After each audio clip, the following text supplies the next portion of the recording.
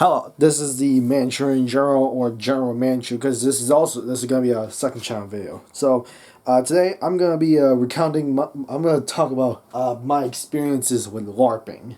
And if you don't know what LARPing is it's a acronym for live action role playing, and it's fun. It was fun when I actually did. I didn't do it with any big LARPing group or whatever. No, it was usually between me and 1 to 2 other guys, sometimes 3, but most of the time it's just me and some other guy. Usually, no, most of the time my friends.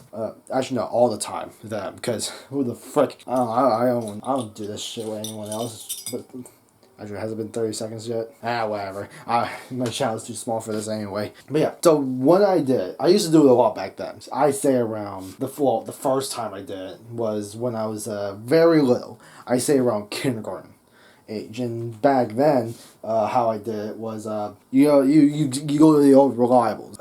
The old reliables for someone of my age, 10 years ago, or just over 10 years ago, would be something like, I think they were called Busby toys and Nerf guns. Those were the usuals. And yeah, I would just go outside, do whatever, and just pretend, because that's essentially what LARPing is. You pretend, and if you have the stuff, like plastic machetes, plastic swords, that sort of thing, you use that.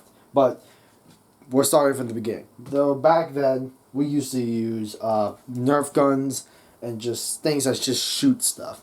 That's the original, because we're only talking about, stuff you do outside, not inside. Inside, that's a whole different story. But yeah, outside, you do all that.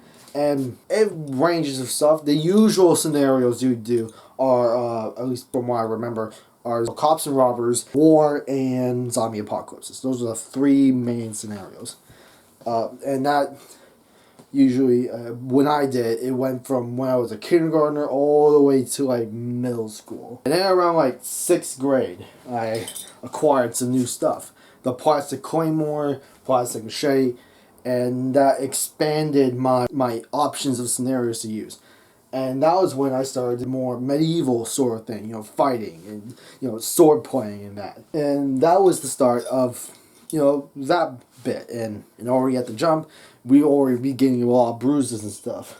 Because when something hits you hard, it tends to leave a mark. And those plastic swords did indeed leave a mark. And the medieval sort of bit of LARPing scenarios lasted from 6th grade to 9th grade. And the reason why I stopped there, not until 10th or 11th grade, was because housing rules. See, I live in a housing block, and they have rules in place, and I don't want to, getting my parents evicted from this place. But that's where it ended. But something good came out of those years of LARPing, because I was able to form a story.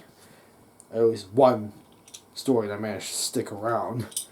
The other ones are just little play scenarios. But the main one, there was one story that managed to stick, and I've made it into my own thing and into something larger than it was a few years ago. I'll talk about it in another video, but it's a big story. It's a big story.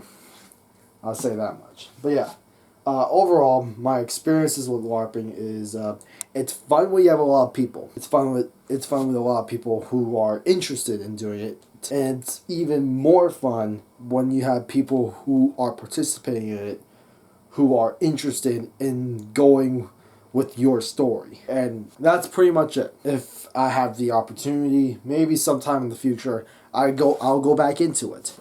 Maybe into something like reenactment or something. I know reenactment's not LARPing. Some people may think it is, but no.